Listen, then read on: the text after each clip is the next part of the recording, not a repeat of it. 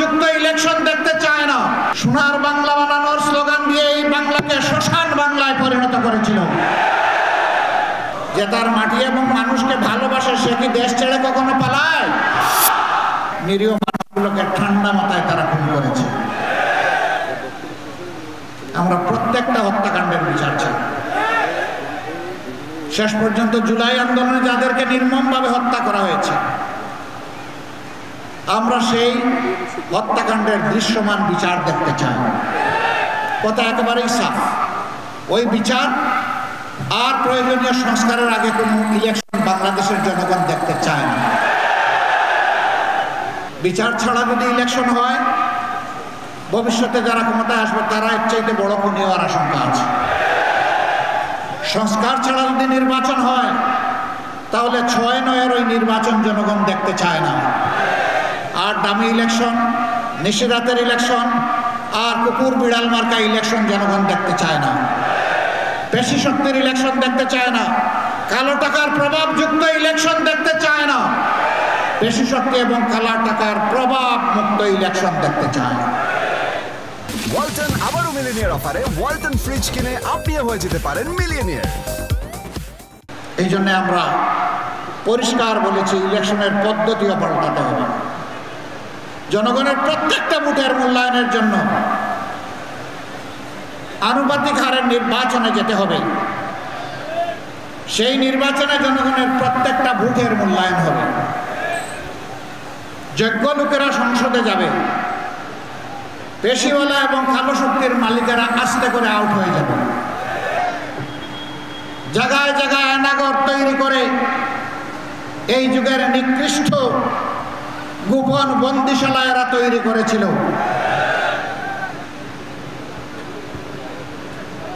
তাদের পুরা শাসনামল জুড়ে মানুষকে সুশাসন দেয় নাই। সোনার বাংলা বানানোর স্লোগান দিয়ে এই বাংলাকে শ্মশান বাংলায় পরিণত করেছিল। তারা বলতো বাংলাদেশ এখন শান্ত।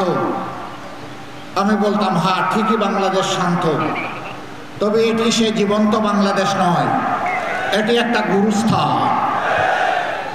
গুরুস্থানে মুর্দারা যেমন কথা বলে না, বলতে পারে না, বাংলাদেশের 18 কোটি মানুষের কণ্ঠ থেকে তাদের কণ্ঠের ভাষা হাইজ্যাক করে নিয়ে যাওয়া হয়েছিল।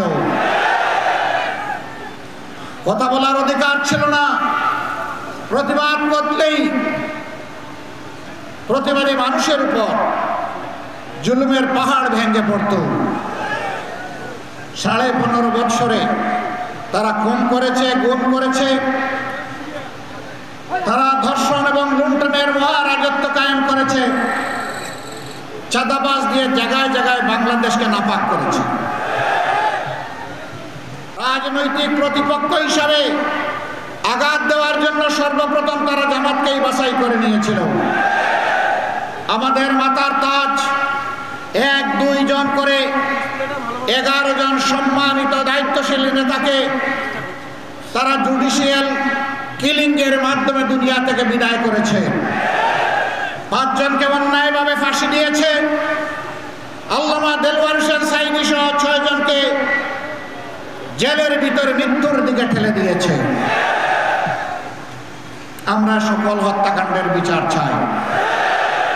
শুধু এই কয়টা হত্যাকাণ্ডের নয়, ক্ষমতা আসার পর ঢাকার পিলখানায় 57 জন প্রতিশ্রুতিশীল, চৌকস, দেশপ্রেমিক সেনা অফিসারকে হত্যা করার মধ্য দিয়ে তারা হত্যার মিশন শুরু করেছিল। আর এই মিশনের পরিসমাপ্তি না টেনেই বাংলাদেশকে পিছনে ফেলে বাংলাদেশকে ত্যাগ করে গেল বছরের 5ই আগস্ট তারা দেশ ছেড়ে পালিয়ে গিয়েছে। তারা না বলতো অমুক পালায় না। জাতি জানতে চায়, তো আপনি কি করেছেন? আপনি পালান নাই তো করেছেনটা কি একটু বলবেন? কে পালায় দেশ থেকে? যে তার মাটি এবং মানুষকে ভালোবাসে সে কি দেশ ছেড়ে কখনো পালায়? যাদের মাটি এবং মানুষের প্রতি কোনো দায় নেই, দরদ নেই, ভালোবাসা নেই, এই বসন্তের কোকিলেরাই যখন তাদের তাকে কুহু কুহু ডাকে, আর যখন অপকর্মের শাস্তির মুখোমুখি হয় তখন দেশ ছেড়ে পালিয়ে যায়। আমাদের নেতৃবৃন্দকে মিথ্যা মামলা দিয়ে দফায় দফায় বিচারের নামে অবিচার করে ফাঁসি দিয়েছেন। কেউ তো এই দেশ থেকে পালানোর চেষ্টা করেন নাই। জনাব মীর কাসেম আলী, তিনি তো আমেরিকায় ছিলেন। তার পরিবারের সদস্যরা, তার কোনো শুভাকাঙ্ক্ষীরা বলেছিল, don't come back to Bangladesh, বাংলাদেশে ফিরে আসবেন না এখন। তিনি বলেছিলেন কেন? বলেছে যেমন করে আপনার সমতুল্য অথবা সিনিয়র নেতৃবৃন্দকে তার জুলুম নির্যাতন করছে, আপনাকেও ছাড় দিবে না। তিনি বলেছিলেন, আমি বাংলার মাটির সন্তান, আমার আল্লাহ আমার দেশে পয়দা করেছেন, আমি বাংলাদেশে ফিরে যাব, আমি আদালতে মোকাবেলা করব, কাঠগড়ায় দাঁড়িয়ে বলবো আমার বিরুদ্ধে আনিত অভিযোগ মিথ্যা। তাই মৃত্যু জেনেও তিনি দেশে এসেছিলেন। আপনারা পালিয়ে গেলেন কেন? আর গেলেন তো গেলেন, শেষ পর্যন্ত কলাপাতায় ঘুমাইলেন। দরকার ছিল? সুপ্রিম কোর্টের অ্যাপিলেট ডিভিশনের বিচারপতি, আপনি হয়ে গেলেন দলবাজ, এক একটা নেতার বিরুদ্ধে ফাঁসির এক একটা অর্ডার দেন, আর ওই রাত্রে গিয়ে ট্যাক্সতে গাল ফুলিয়ে ফুলিয়ে পেঁচে পেঁচে কথা বলেন। আল্লাহ জালিমদেরকে ছাড় দেন, কিন্তু ছেড়ে দেন না। খবরের কাগজ, নিখাত, নির্ভীক, নিরপেক্ষ।